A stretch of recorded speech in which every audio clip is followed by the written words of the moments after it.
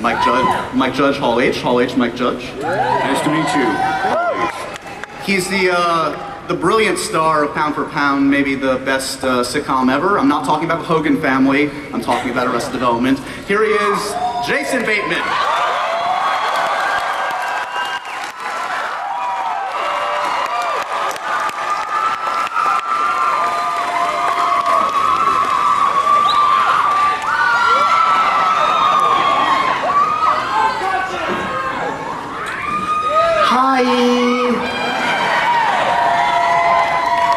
This is Jason's first time, by the way, at Comic-Con. All right, this young woman has actual geek credibility. Okay, she's a gamer. She's in action movies. She loves animation. Here she is, Mila Kunis.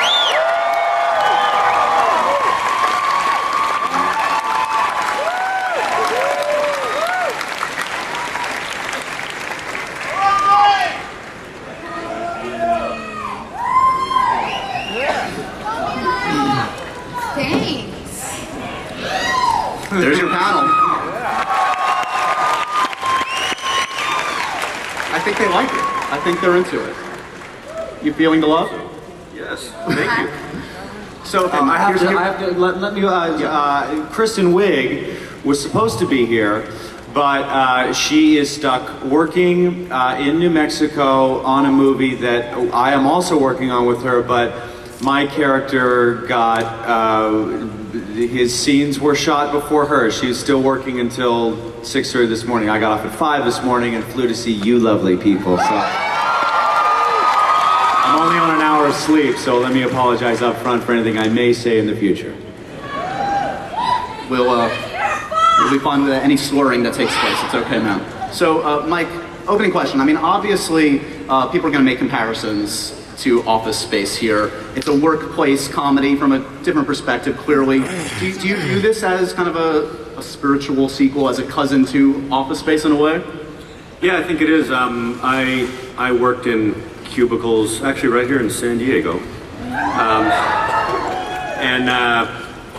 And so Office Space was kind of based on that. And then when Beavis and Butthead happened, for the first time I had people working for me. I went from always being the employee complaining about the bosses to suddenly having 30 to 90 people working for me and just going, God, man, these people are hard to babysit, and you know, and suddenly getting sympathetic to my old bosses. So yeah, and this is set in a factory which has its own kind of set of characters. So I mean, watching this film and watching some of your earlier films, it occurs to me, in particular in this film, the actors are exceptional, but you're playing characters that are either not too bright or making horribly poor judgments. I'm wondering, Mike, what this says about your view of the human race, because this is kind of a recurring theme in some of your work, I feel like. Idiocy or... Well, thank you. When someone complains about, like, how women are portrayed or something in something I do, I usually tell them that everybody's portrayed poorly in just about everything I do. So it's kind of across the board. And but at the same time, I don't know, I'd like to think that it's kind of no more than you would just make fun of your friends or, you know, people you know. So. Well, this wouldn't be a Hall H presentation if we weren't showing some exclusive new scenes. So we're going to get right to it, okay? Alrighty. We've got a few scenes here. First up, we're going to take a look at Miss Mila Kunis' character here. Tell us about what we're going to see here. Okay, let me try to put this in context. Thank you.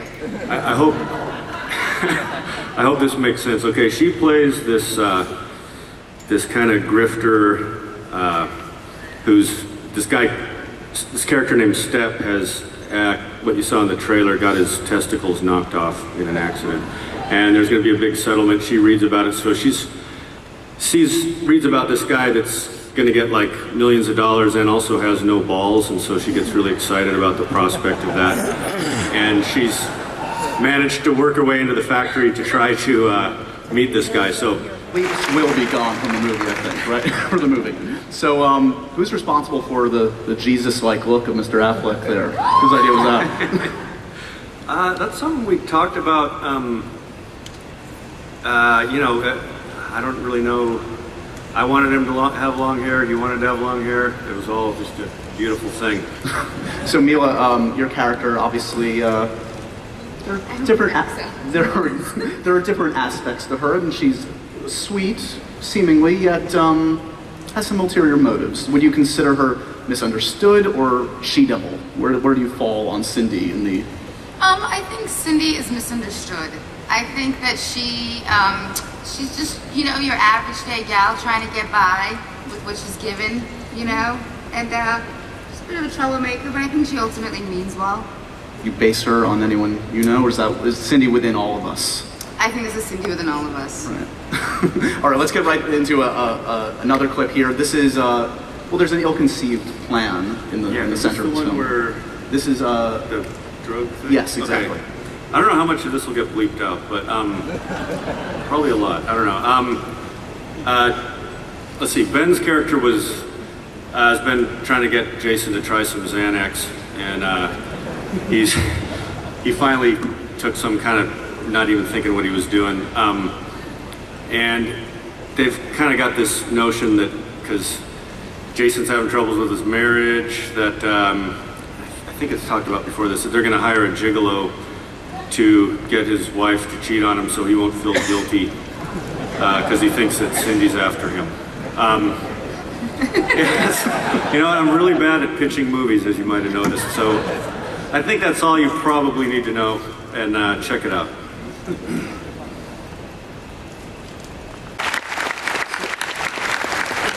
So, you know, Jason, you're no stranger to comedy, and we're all fans of Mr. Mike Judge here. Is there a difference in the style of comedy and working for Mr. Judge compared to some of the other work you've done in comedy?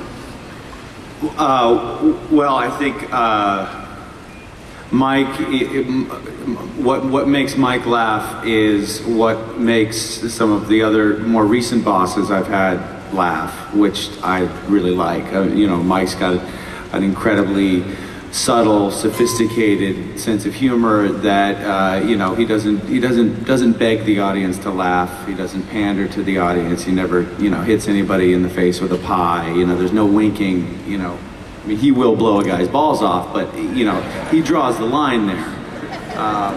Did he ask you to take the pill? Like, did you go method for that? I went very method for the K-hole, yeah.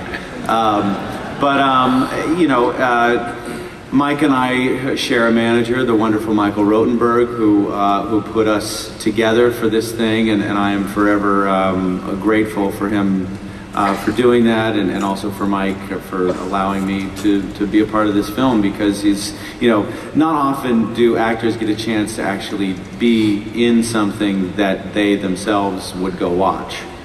We end up taking mostly what we're offered, or what we go and audition and get, because we like to eat too, you know. So this is one of those dream jobs. It's something that's you know, really something that I really like and really proud of. So I'm a happy, proud guy here. I know there are a lot of questions from the audience, but we have one more clip to get to, and then we're going to open it up. This is kind of the morning after said plan. Yeah, actually, I gotta say that last clip had a big section cut that I didn't know was going to be cut, and so sorry about that. There's Someone's getting fired. You can go see that. There actually is a nice punchline to that Ben and the bar and the drink and everything.